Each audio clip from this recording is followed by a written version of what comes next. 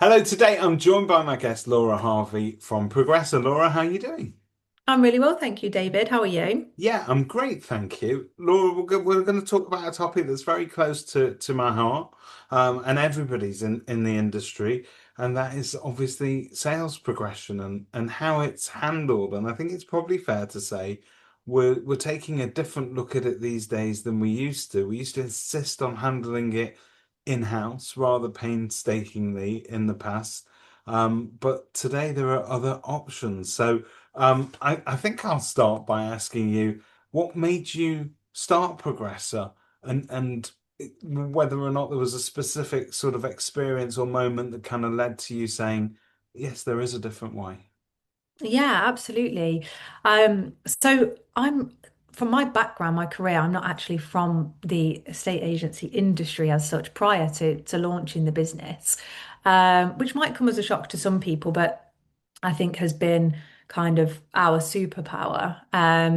So essentially, whenever I've bought or sold a property, I've always done what we call sales progression without kind of realizing that, just by Yeah, really tightly managing the process, phoning everyone all the time, trying to keep it moving forwards and get it through really quickly.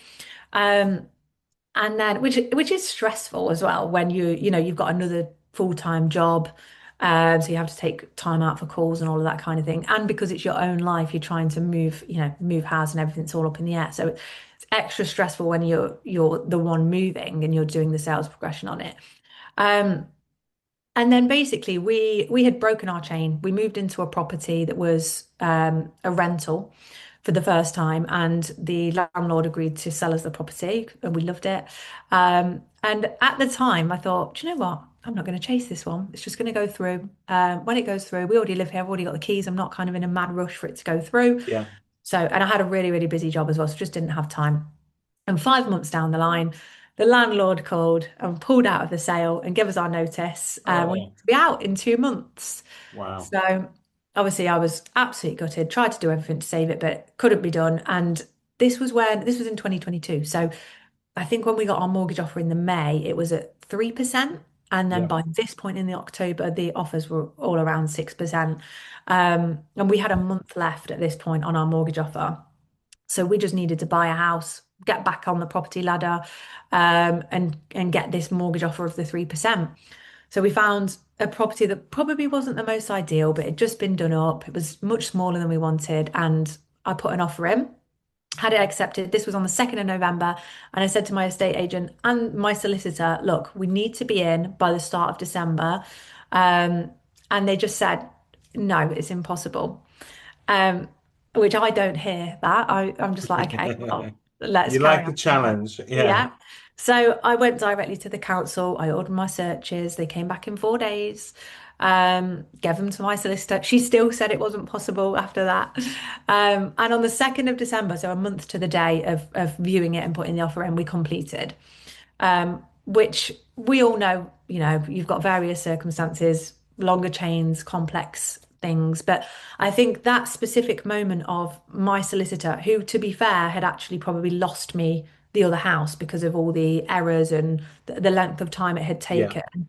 Um, I think that communication of no, it's impossible, rather than just, oh, it might not be achievable, kind of just sat with me because I was like, it is. And people are being told these things all the time by industry professionals, and it's just not good enough. Like it's affecting people's lives. So fast forward to then I had my daughter. And was on maternity leave. That's where it had been an idea that I'd been having for quite a while. And then naturally I'd had a look and saw actually there's other sales progression companies, and that naturally all estate agents are meant to be doing some sort of sales progression, whether that be a Yeah. dedicated in-house progressor or whether the sales negs are meant to be doing it, but they're too busy with viewings and all of that kind of thing. So that's where it was born from, really. Wow. Okay, so that I feel like I've been through the whole journey with you. That is the ups and downs, but and during that time you sort of managed to grow a whole other human inside of you and start a business, which is amazing. But I've got to tell you, that is the experience that is faced by many, many people day in, day out, where Yeah. just simple things that you think in a civilized situation would be possible. So, for argument's sake, forget about trying to complete within a month. Let's say I said to you, Laura, you've got 3 months Hmm. leisurely, but I want to be able to know when we're completing so that I can book time off work. Nobody can actually say that to a buyer at the moment. No. And it's one of those weird things. So dot dot dot dot dot, given everything that you've just said, why do so many property transactions still take 4 to 6 months? And where are the actual pinch points and delays? Because all we're being told is that it's taking longer and longer.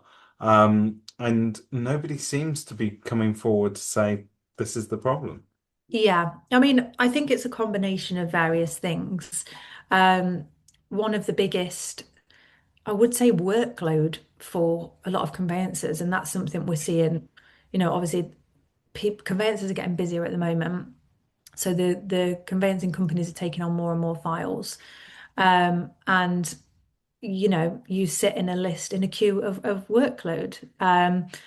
And that ultimately puts weeks and weeks, if not months, onto a transaction. It's not all conveyancers, you do get some that say, look, we can't take on any more files at the minute. I'm at capacity to keep up to their kind of Yeah, timeframes that they want to work towards. But then off the back of that, I think what that can create, there's also like a lack of education and a lack of knowledge amongst your average buyer and seller if they don't do this a lot, which is understandable because if they're not doing it or they have never done it before. sure. Um, so for example, when we speak with a buyer or a seller from the offset, when a file first comes over to us, it's that education piece of even just things like filling out those initial Yeah, property information form and the fixtures and fittings form because what they'll think in their head, well, it's going to take, months to go through. What's the urgency for me to sit and fill this form in tonight? But I think what they don't realize is, well, the quicker you fill that form in, the quicker everything quicker else can somebody could happen. do something with it. Yeah, Yeah. because they don't understand what part they're playing in the process. So if we explain that to them, that's ultimately going to help to move it forwards. And the same with the buyer as well, in terms of ordering searches, booking a survey, applying for your mortgage, all of that kind of stuff. So then, in your experience, is there a specific point that tends to be the bottleneck where things start to go wrong?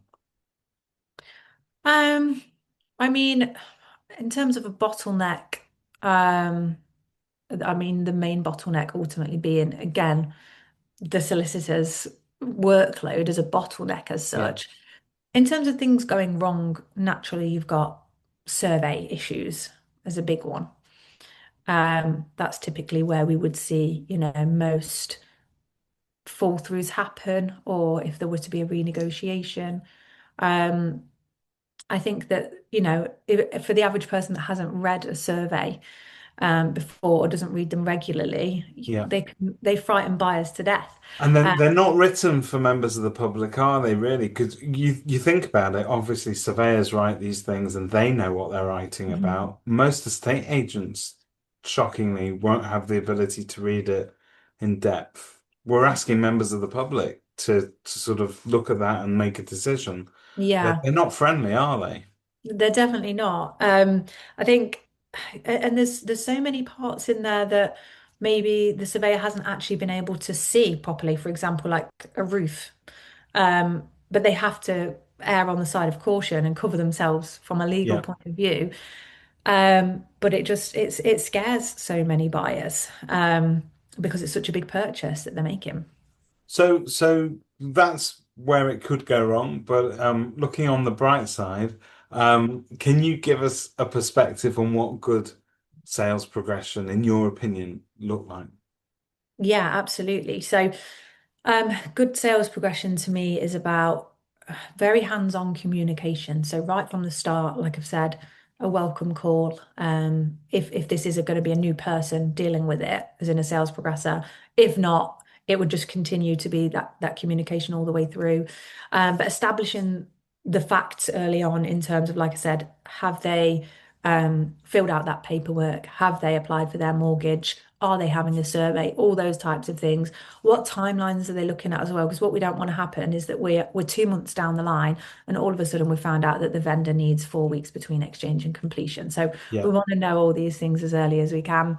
Um, from there, it's holding each individual person accountable to their part in the story, really. So, has the buyer's solicitor ordered searches? When are they due back? Have they raised inquiries? Okay. Has the seller's solicitor responded to those inquiries? Have they been reviewed?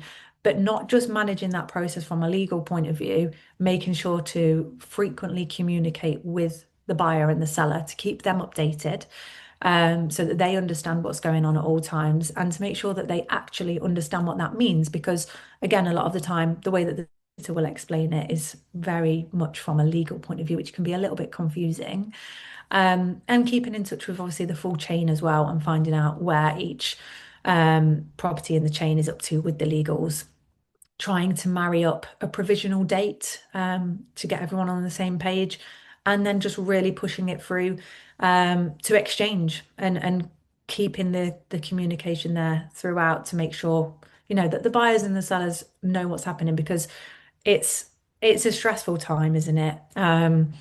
And I think especially when you come into exchange, you can feel a little bit like you're being left in the lurch, even though the solicitors know that they're all moving Yeah. towards that they will be able to complete by that day. For a lot of buyers and sellers, if you haven't exchanged by a certain day or time with removals and things like that, time kind of gets drawn out, doesn't it? So you need quite a frequent up. It's the weirdest thing because you've got this build up and then kind of it happens almost you feel by accident sometimes and it can be very anticlimactic, but if you're not communicating properly with the buyers and they're not aware of it, they're not able to kind of share in the joy of that moment. And it Yeah. and you almost miss an opportunity there, which I think is it's vital also from an estate agent's point of view that actually they do feel satisfied at that moment because these might be future customers as well. So how you handle that element of the sales progression is really key. And given that then, Laura, I mean, obviously handing out sales progression to somebody else to do rather than handling it in-house isn't for everybody. Some people would rather handle it in-house. But I think we're all realizing now that it's quite a specialist field. So whether you Mm. keep it in-house or you sub it out to somebody else, you need it to be taken seriously. It is in its own right a really important ingredient to an estate agent's business. So given that, what makes Progressor then different to other outsourced sales progression services or in-house teams? I think ultimately, just touching on what you were saying there as well, it comes down to being being happy with whatever solution that you've got in place. And we'll touch on kind of what sets us aside. Whether it be someone that's in-house or someone that's outsourced, it needs to be someone that you trust with their processes and the way that they do things. Um, and I think the when we spoke about what makes a good sales progressor, I think across the board as an industry, when we talk about sales progression, um, the bar is quite low. So I think people think that sales progression is Yeah. popping some emails across, to solicitors to find out where a file is at. It's so often when we chase chains and we speak to other estate agents, the information that they have available to them or what they know about the transaction can be quite surprising. And it just seems across the industry that it isn't taken as seriously as maybe as it should be. Which we also get involved in when, if we can see a property at the bottom of the chain that this estate agent needs to get more involved to make something happen so it's not going to collapse it, we get involved there. But in answer to your question, I think what sets us aside is the level of time and care that we put into every transaction. Um, the same way that of the way that it started, that it was for me personally, for my own purchase, is the same level of attention and care that we put into every file that we deal with, because it really is the difference between something falling through or not. And it can't just be the behind the scenes chasing of the solicitors, because another one of the areas that would cause a fall through is when buyers and sellers have kind of lost faith in the process and Yeah, get too overwhelmed or stressed and walk away. Whereas if they know that you're on it and you continuously communicate that and raise any potential red flags early and then let them know when it's been resolved, they have a lot more trust in the process. So I think that that's what kind of sets us aside is the level of time and input we have, finding creative solutions when things do arise rather than just accepting what's being presented to us. yeah. And the in terms of timelines as well. So um, we can all talk about industry averages in terms of the time between exchange. But your average is pretty good, isn't it? Well, we're averaging about 10 weeks to exchange at the I'd moment, take which is that. Yeah, obviously that's pretty brilliant. good. But I think as well, when we get people, when we speak to people, people are a little bit blinded by the industry. So they'll say, oh, it's good, it'll probably take about 4 months, won't it, or 5 months. So it's kind of almost questioning that because people have just come to accept it, and then some people aren't even trying to Complacency, move yeah. any Yeah. quicker. So then it's about us always aiming for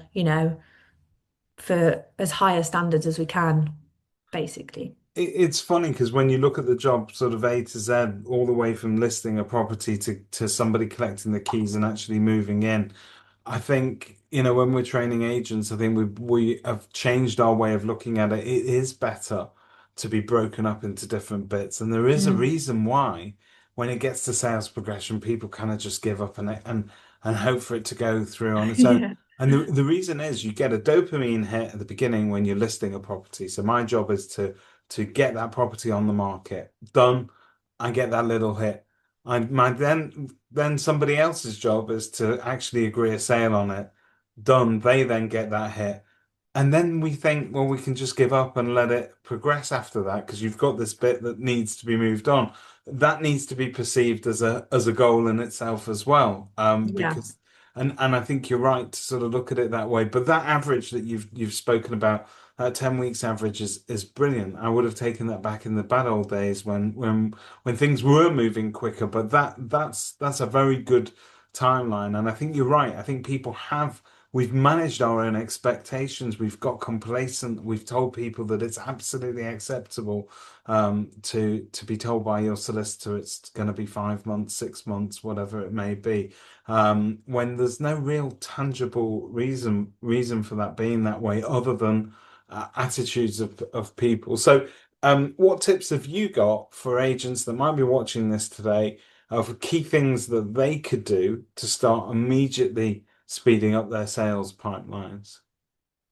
One would be a couple of them would be things you can do in preparation for the sale. So one being prep your sellers to get ready in terms of filling out their initial paperwork, even before you've had an offer agreed.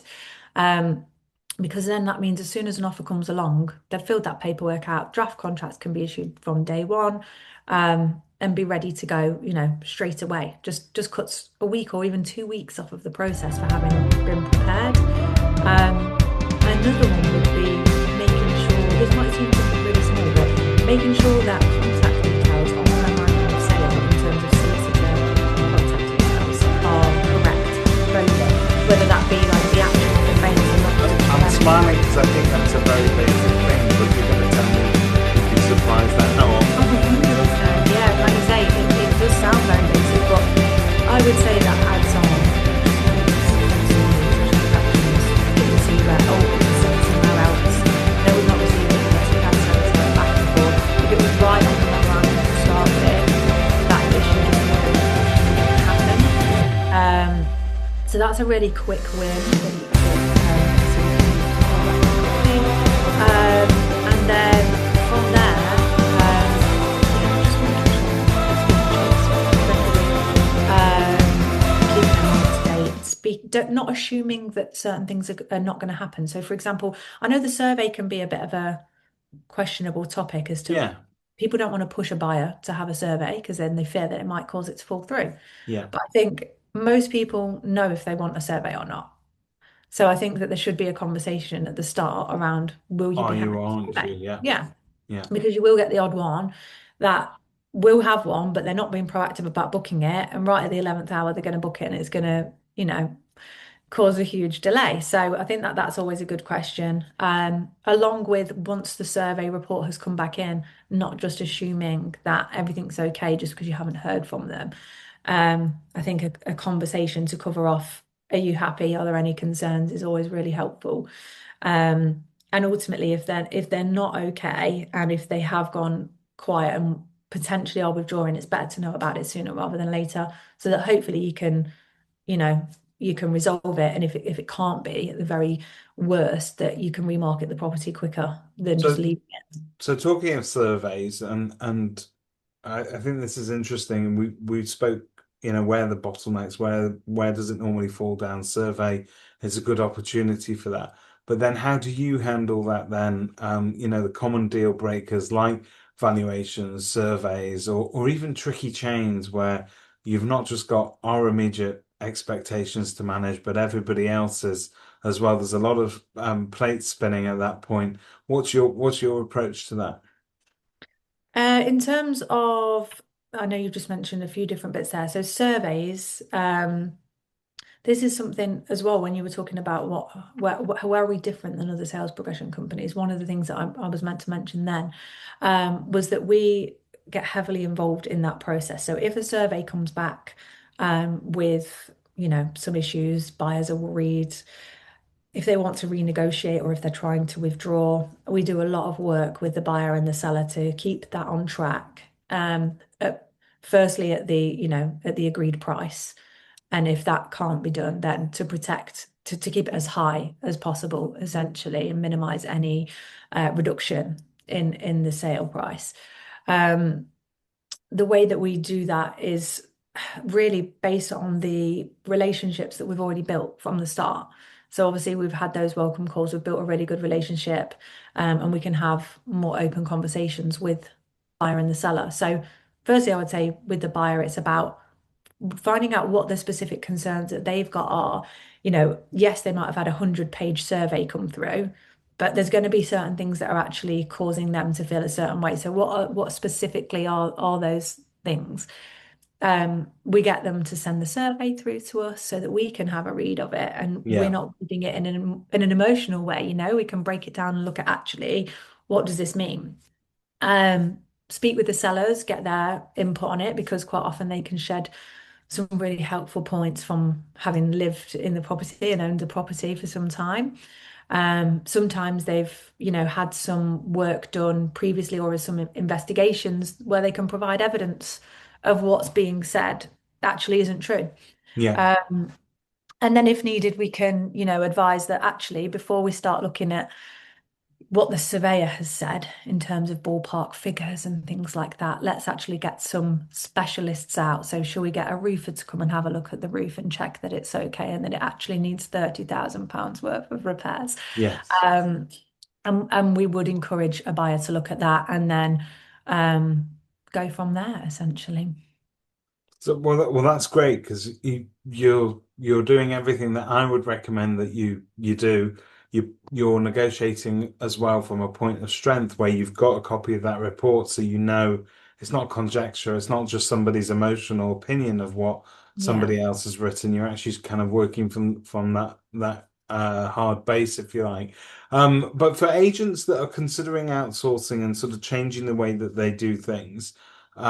How does Progressor actually work day to day, and what's the way that we would work with one another? So we offer predominantly a white label service. So for estate agents that are using us for sales progression, to the buyer and the seller and anyone that's coming into contact with that sales progressor, is just an extension of their brand. So it all very much appears in-house, like I say, both for people externally, but also for the estate agent client. Um, we get to know the company and the estate agent and how they like to do things, how they like to communicate with customers, and make sure that the sales progressor is operating in that way. So it's very much an in-house feel. It's more just with the added benefit of not needing to recruit, train, all of those kinds of things, even provide equipment, pay. pensions, national insurance. No time off, all of Yes. that.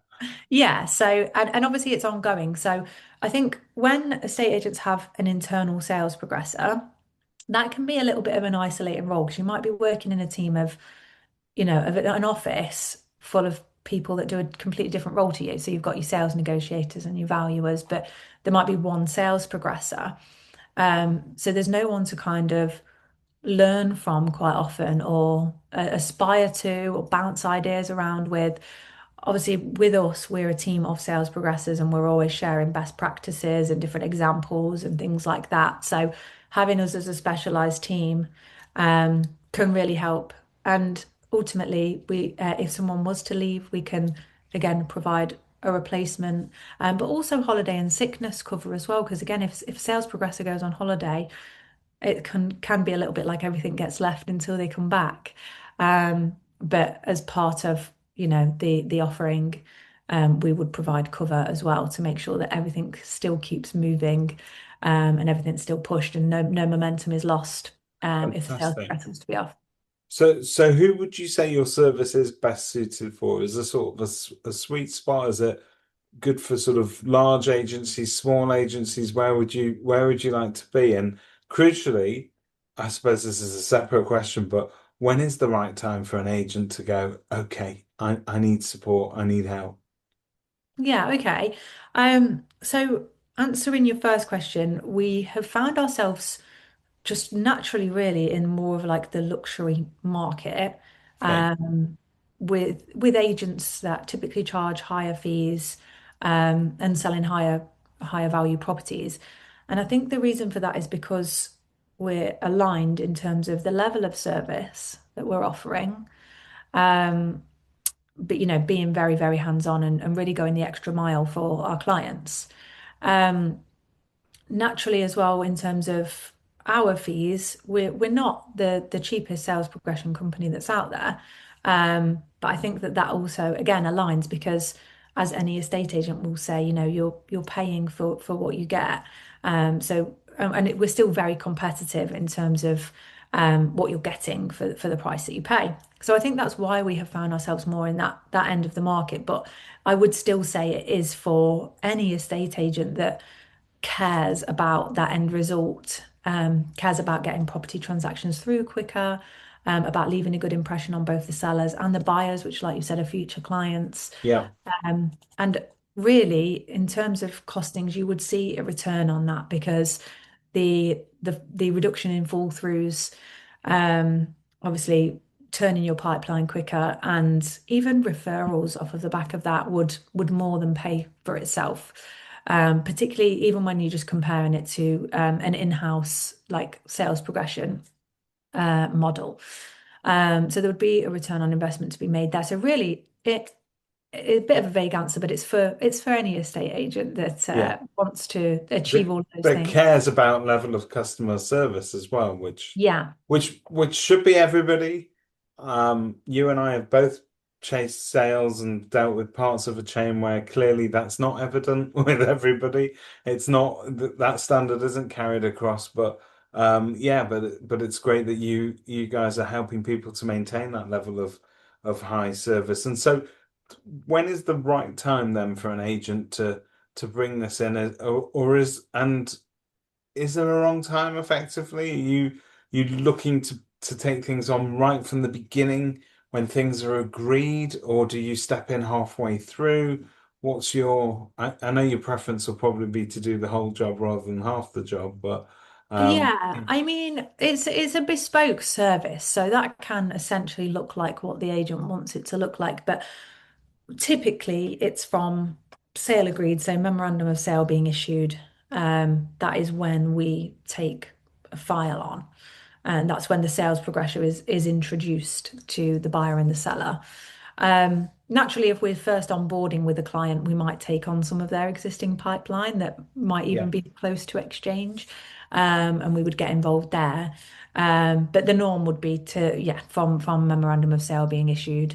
Um, I think that potentially it could be earlier as well, in terms of having those conversations with the seller about getting prepped for success for when they do have an offer come through. Um, So yeah, no right or wrong, and really whatever the client is happy, but we do guide them in what we think works best as well. So I normally ask you what kind of results your clients are typically seeing, but I think we've covered that they have a much lower fall through rate and hopefully much faster pipelines and therefore better cash flow all over and great reviews because obviously customer service levels are on the up and up. So what I'll ask you instead perhaps is how is your service price and structured? Is it kind of one size fits all? How do you charge it? Yeah, absolutely. So um, it's a bit of a combination. So we started out, and we do still work like this depending on the client, in offering a payment on completion per file, um, which is aligned with estate agents, and we all have the same motivations to get through to completion essentially. Obviously, we don't get paid if it doesn't go through. Um, we've recently took on a new model, which is a hybrid of a retainer model in terms of payment monthly, and then a smaller but still significant enough amount on completion Yeah. to ensure that motivation remains high. So I think that the motivation piece for me is really important. And just to be really transparent, so um, sales progressors that are working for Progressor are on a self-employed model, also being paid on completion. Yeah. Um, so I think that again, what sets us apart can be that very model sometimes as well. Um, because naturally it's just psychology. If you know that you're not going to get paid unless you do something, you're far more likely to put much more energy into Yes. pushing it over the line than if you knew you were just getting paid the same amount regardless. So that's the reason for that model. But the reason why we introduced the hybrid with the retainer was because we find that we do a lot of work that is far over and above that quite frankly we just wouldn't be being paid for. But that's because of the type of clients that we work with that have really high expectations, and we deliver that really high level of service. Um, and there's areas where most fall throughs that happen are absolutely nothing to do with, for us anyway, the sales progression process. Um, so I think there's a balance of making sure we're communicating enough. So for example, if a property was to fall through, um, and it's, something's just come up as to why it's happened. We had one recently, I think it was last week, where the buyer just completely changed their mind. It was a little bit of a mystery, but we all get those sometimes. Um, so naturally, we will spend a lot of time on the phone with the seller, speaking with them, letting them know, like really comforting them, because we need to be really transparent with them, let them know everything that we've done, and the fact that if it can't be saved, why it can't be saved, and explaining all of that. So in order to make sure that we're giving every client that full service that at that level that clients would expect, the retainer model just sits well, rather than a progressor thinking, um, I'm not getting paid to do this because it's Yeah. already fallen through. No, If that makes sense. it makes sense. It makes sense, and I'm a big believer that we all should be get some element of pay up front to cover what the work that we're doing. And I think it's a shift as well that estate agents generally are going through as an industry, trying to get their head around as well. Yeah. If there's one thing that you think that agents underestimate when it comes to sales progression, what do you think that is? Um, that quite a large amount of the process, to be fair. But I would say it's probably the emotions of the buyers and the Yeah. sellers. I think obviously that's so important, and it can be really time consuming depending on the situation. Any sales progressor or anyone that's done sales progression will tell you can have your day planned out, that you've got to, chase this, do that, and none of it's done by 5 o'clock Yeah. because you've been on the phone to people all day that are upset, basically, and you're fighting fires. As much as we want to be really proactive, there are fires that need to be Yeah. fought that come up. So yeah, I think that would be the most underrated part. Oh, well, I think I think you're doing a fantastic job. The numbers speak for themselves in terms of the average time to get a sale through. For anybody that's interested in taking this further, we will provide some links so that you can book a call with Laura and her team. But thank you very much for taking this time to explain Progressor to us. Thank you. Thank you, David. It's been lovely chatting with you.